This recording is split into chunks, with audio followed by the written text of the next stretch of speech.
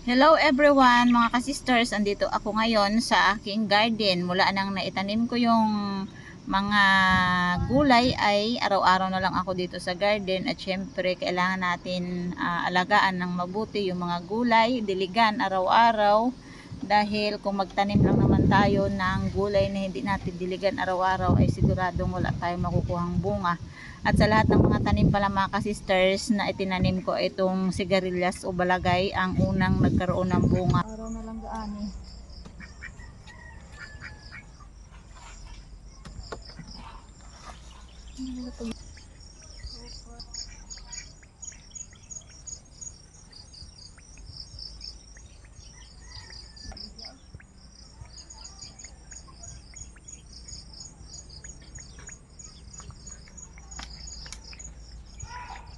Ayun.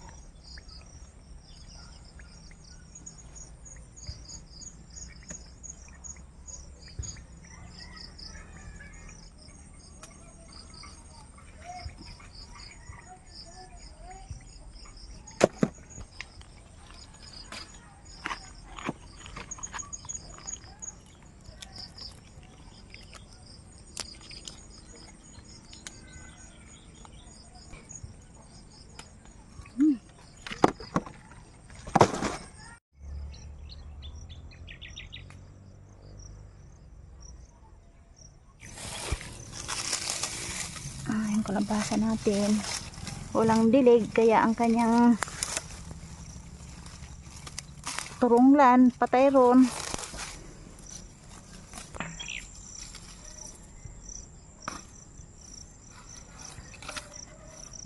Dito sa garden ko mga ka-sisters ay marami nga palang tumutubo na ang tawag dito sa amin ay tino-tino. Sa ibang bansa daw ito mga ka-sisters ay binibinta at napakamahal nito. Dito sa akin ay ito yung una kong kinakain sa umaga habang nagdidilig ako. Pagdating ko dito sa bahay mga ka-sisters ay ito pala ang nadatnan ko, yung isda na tulingan. At itong tulingan mga ka-sisters ay binigay sa akin ni Ambet o ni Jean dahil ito ay nilibre nila sa akin. Ay maraming salamat dahil nakalibre ako ng ulam at 2 piraso to mga ka-sisters ang binigay nila sa akin. At ang gagawin ko dito ay lilinisan ko, hiwa-hiwain para yung iba naman mga ka-sisters ilagay ko sa freezer para kinabukasan ay may mauulam uli kami. Kailangan ko talagang magtipid dahil napakahirap dito mga ka-sisters ang ulam kapag ganitong sobrang lakas talaga ang dagat, hindi ka makapaglambat.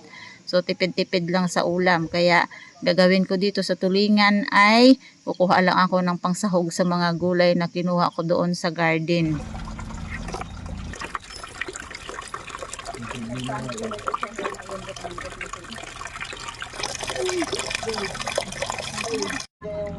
Ikaw, ginagawa niya ko rin siya na bang nain yung panday niya ko dyan. Si Marlo na Fernandez. Pero kaya lang niya. Kung sila Fredo lang na nakadali doon eh. Ate, wala yun. Piraso lang ang bigay. Ito piece.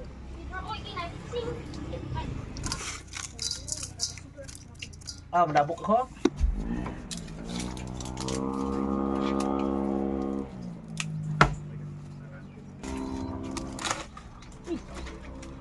Ano ka na yan ho? Daw sira ko niya. May ano? Parang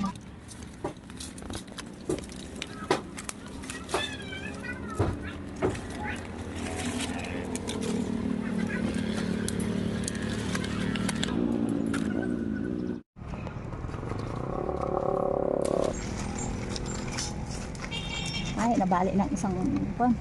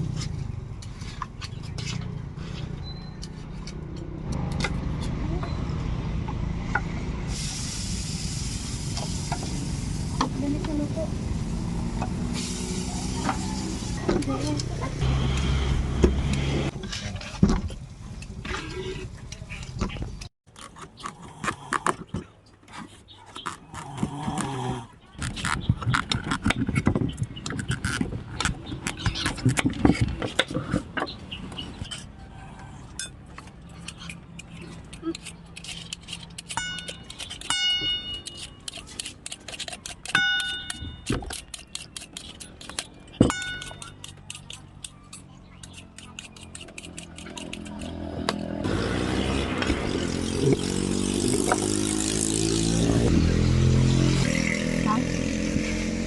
Mura pa kasi ang balat ng kalabasa kaya hindi masyadong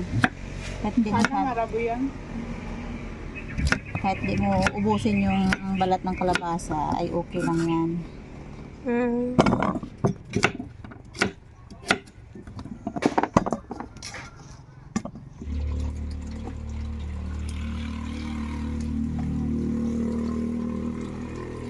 Yung lasa nito ay parang walang the same, parang ano lang sila, parang magkasing lasa ng sitaw. Ang iba ay magulang. So, pwede na.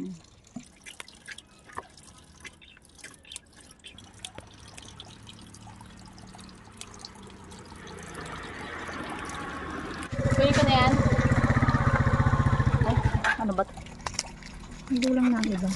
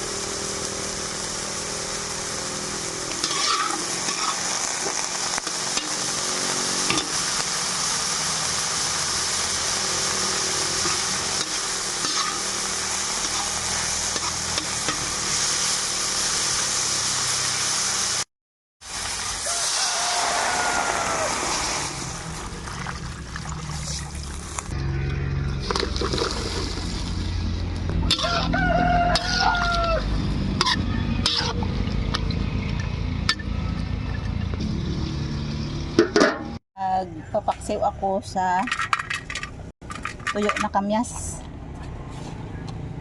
Ayan, wala siyang suka, puro tuyong kamyas lang ang gagamitin ko. Ayan, may luya.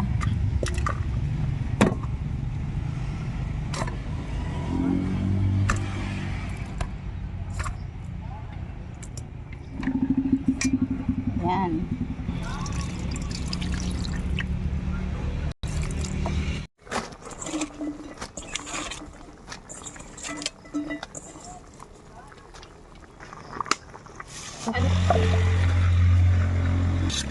Pinahuli natin yung kalabasa kasi madali maluto ang kalabasa kaysa sigarilyas. Sigarilyas ay mas masarap yan iluto ng mabuti.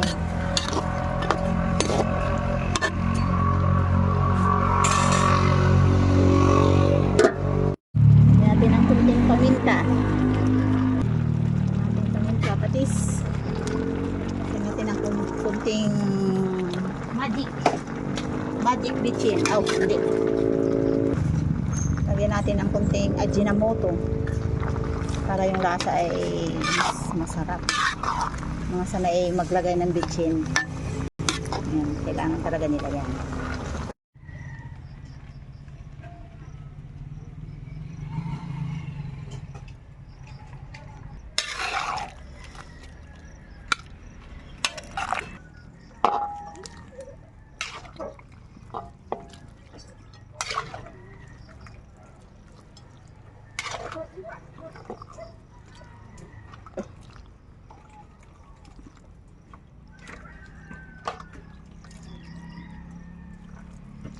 Okay mga ka-sisters, tapos na kami magluto at 3 lang kami ang kakain. Ayan. Si Mister wala. Laging wala dito sa bahay. Kaya pray tayo. Lord, maraming salamat.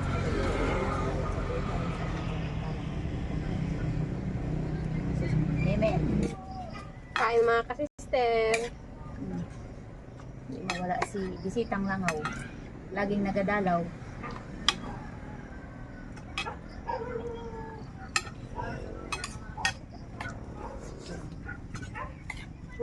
Kain ng cellphone. Ha? Kain na lang. Mag-ipon. Kasi Mga favorite ko. kain sa mga dumadaan. Malapit kami sa harap ng kalsada. Kaya maingay.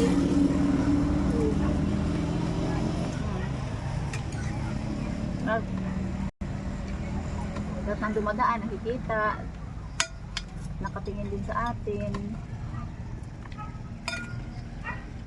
Parang sitaw nga. Parang sitaw. Ano? Dami mo din maglalong tong sigarilyas. Pero ngayon ako mismo nagtikim ng ano. Sabi mo di ba kanina? Papalit mo sa sitaw. Sitaw nga. Lasang sitaw. Ginisang ano? Ginisang mga gulay-gulay. Mas tawag di ba dito? Dahon ng ano? Bunga ng drumstick. Bunga ng marunggay. Yun, ganito.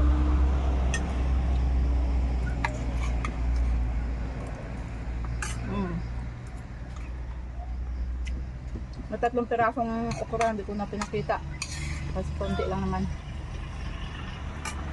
Kain, my friend. Friend, kain. Sarap ng sabaw.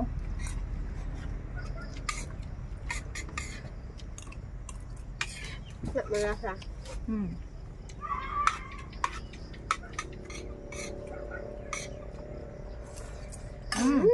Diba? Gutom lang ako. Gutom ko lang. Kaya sasap on. Masarap. Baka gutom lang ako. Ano sabi mong masarap? Dahil gutom ka. Hindi ah. Pero busog ako. Pero sabi ko pa rin masarap. Masarap nga eh. So ayan mga ka-sisters, maraming salamat sa inyo sa pagsubaybay sa amin. God bless po sa inyo. Bye-bye.